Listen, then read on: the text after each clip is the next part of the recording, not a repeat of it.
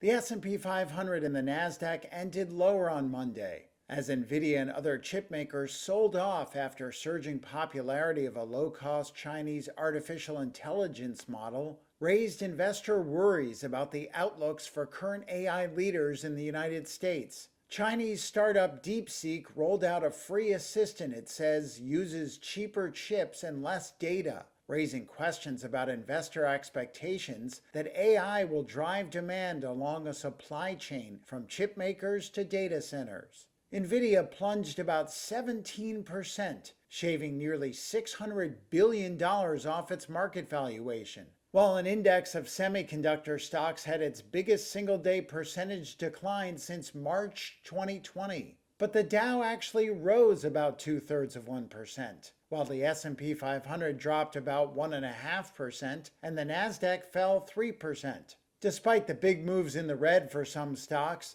Zacks investment research client portfolio manager Brian Mulberry sees encouraging signs. Well, in the market today, we're seeing it across kind of the different indices, a very different experience. Nasdaq down sharply, the S&P kind of in the middle, and the Dow turning slightly positive. If I pivot that and talk about just growth and value, growth down sharply, but value is actually up over 1% on the day, in particular, large cap value. What does that mean? Investors are coming back to, I think, a little bit more common sense valuations, but also very strong, very healthy balance sheets. Other stocks on the move included AT&T,